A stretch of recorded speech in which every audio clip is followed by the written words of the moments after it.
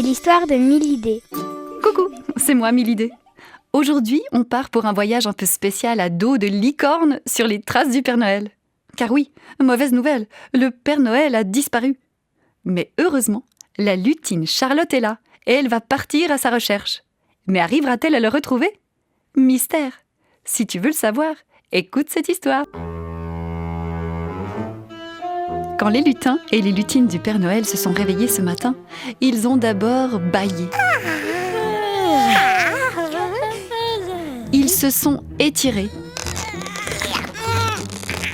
Puis, ils ont ouvert les rideaux. Et là, ils ont poussé des cris de joie. Il neige. Après avoir avalé un rapide petit déjeuner, ils se sont précipités dehors. Lulu, le lutin gourmand, a avalé quelques flocons. Gus s'est roulé dans la neige. Mila a fait un lutin des neiges, tandis que la lutine Charlotte s'est lancée dans des glissades. Mais tout à coup, une clochette a retenti. C'était l'heure d'aller à l'atelier. Les lutins adoraient leur travail et ils étaient contents de rentrer car il commençait à faire froid. Gla gla gla gla gla. Dans l'atelier, le feu crépitait dans la cheminée. Ils s'installèrent tout près pour se réchauffer et burent un bon thé à la cannelle. Puis, une fois terminé, chacun se mit au travail. Lulu finissait les décorations du sapin tout en croquant au passage un sucre d'orge ou un chocolat. Gus fabriquait des jouets en bois et des poupées en chiffon. Mila s'était spécialisée dans les jeux de société. Elle en inventait de nouveaux chaque année. Quant à Charlotte, elle vérifiait qu'il ne manquait aucune pièce dans les puzzles et passait son temps à escalader des montagnes de livres. D'autres lutins et lutines s'occupaient d'emballer les cadeaux. À l'atelier, on travaillait dans la bonne humeur, en fredonnant des chants de Noël, bien évidemment. Dans la matinée, le Père Noël venait toujours faire un petit coucou. Enfin, plutôt un petit « Oh oh oh, tout va bien les lutins ?» Mais ce matin, pas de « Oh oh !» Au début, les lutins ont cru que le Père Noël ne s'était pas réveillé. Alors, ils l'ont appelé. Père Noël. Et comme il ne répondait pas, ils sont allés le chercher. C'est à ce moment qu'ils ont découvert que le Père Noël n'était plus là. Et son traîneau non plus. Le Père Noël était parti. Mais il n'avait rien dit. Le Père Noël a disparu. S'écrièrent les lutins paniqués. Il faut absolument le retrouver. Sinon, on ne pourra pas fêter Noël cette année.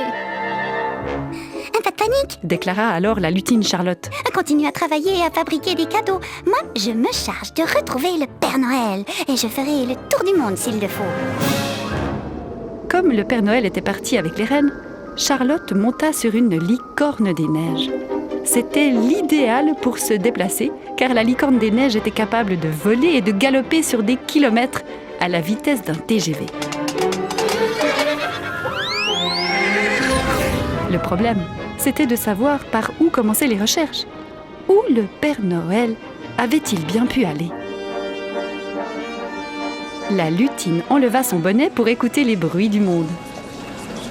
Avec ses petites oreilles en pointe, elle pouvait tout entendre.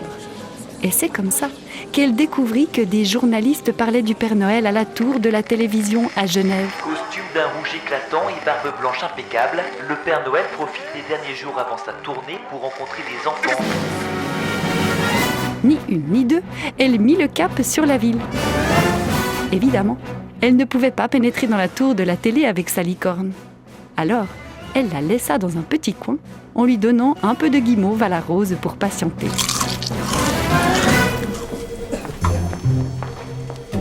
Charlotte entra à la télé et commença à enquêter pour savoir où se cachait le Père Noël.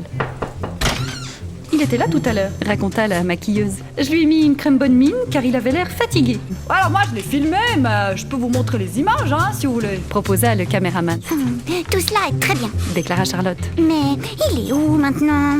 Et c'est donc, il est reparti vers quelques minutes, indiqua l'assistante de production. Charlotte remercia l'équipe télé et se dépêcha de redescendre de la tour. Avec un peu de chance, il serait encore en bas. Hélas, quand elle arriva, le Père Noël n'était plus là. Il restait juste sur le trottoir des petites crottes de rennes.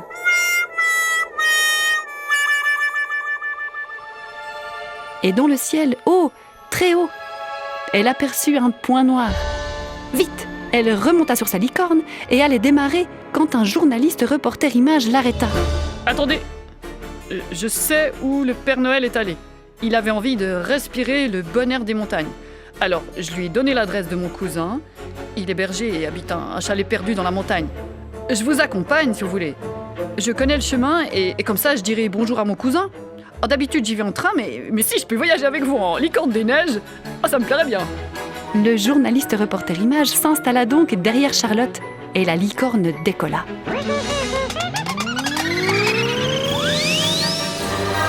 Ils volaient sous les flocons de neige. Les villages qu'ils apercevaient étaient joliment décorés. Oh là là, comme c'est beau, ces guirlandes et ces boules, ces lumières. Tout le monde est prêt pour la fête, sauf le Père Noël. Pourvu que je le retrouve, pensait Charlotte.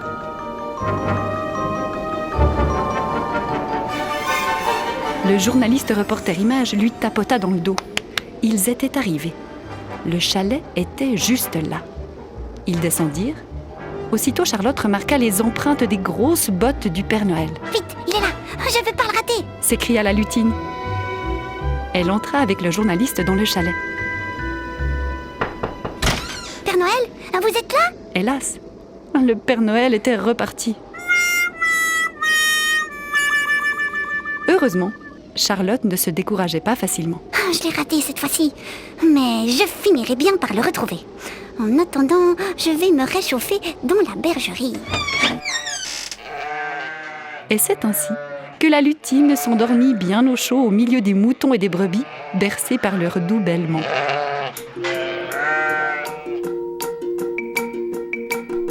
Quand elle se réveilla, elle remercia le journaliste et le berger qui l'avaient hébergée. Elle repartit. Charlotte parcourut des milliers de kilomètres à dos de licorne. Après la montagne, elle alla dans le grand désert du Sahara. Mais là encore, le Père Noël lui échappa. Tout ce qu'elle trouva dans le sable, c'était des gouttes de sueur du Père Noël. Forcément, avec une chaleur pareille, lui qui n'enlève jamais son gros manteau, qu'est-ce qu'il avait dû avoir chaud? Après le Sahara, Charlotte prit le bateau pour se rendre en Amérique. À New York, elle l'aperçut tout en haut de l'Empire State Building. Mais le temps qu'elle monte jusque là-haut, il était déjà redescendu. Elle fit ensuite un petit crochet par Hollywood. Le Père Noël avait été invité car il était le héros d'une super production hollywoodienne. Mais quand Charlotte était arrivée, le tournage était terminé. Bon, se dit Charlotte. Après avoir visité toutes ces grandes villes bruyantes, le Père Noël doit avoir envie de calme. Je sais où il a dû aller. Sur une île déserte.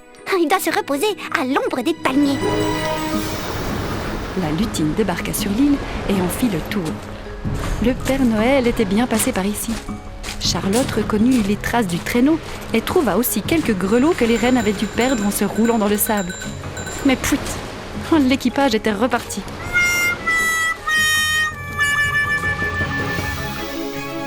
Charlotte chercha le Père Noël sur tous les continents, et même sur d'autres planètes. Mars, Vénus, Jupiter, Uranus, Saturne, Neptune, Pluton.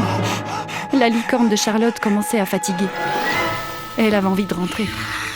Mais Charlotte avait promis au lutin de revenir avec le Père Noël. Et une promesse est une promesse. Charlotte réfléchit. Pour se changer les idées, elle alluma la radio. Et c'est là qu'elle entendit la voix du Père Noël. Il était en direct sur la première. Il n'y avait plus une minute à perdre. Direction Lausanne. Charlotte entra à la radio. Elle expliqua à Béate, le réceptionniste, qu'elle devait absolument voir le Père Noël. Pas de problème. Lui sourit Béate. Il est actuellement à l'antenne. Vous pouvez l'écouter si vous voulez. Le Père Noël était donc bien à la radio. Elle le voyait maintenant derrière la vitre du studio. Il avait son manteau rouge, son bonnet, sa barbe, son sourire et ses petits yeux rieurs. Pas de doute, c'était bien lui. Le Père Noël fit un petit signe à Charlotte. Puis, il se rapprocha du micro et sa voix retentit dans le studio, mais aussi dans toutes les radios. Oh, oh, oh. Bonjour les enfants. Bonjour tout le monde. J'ai pris un peu d'avance cette année car je voulais voir comment vous alliez. Je sais que c'est dur, très compliqué même pour beaucoup d'entre vous. Alors, je voulais vous dire, ne vous inquiétez pas. Tout va finir par s'arranger. Je passerai dans toutes les familles pour distribuer des cadeaux. Mais cette année, je déposerai aussi dans vos paquets des petites bulles de courage, de joie, d'amour, d'espoir, de bonheur et de bonne humeur qui éclateront dans votre maison. Allez, un joyeux Noël à tous! Et le Père Noël rentra avec Charlotte, retrouver les lutins et les lutines. Joyeux Noël!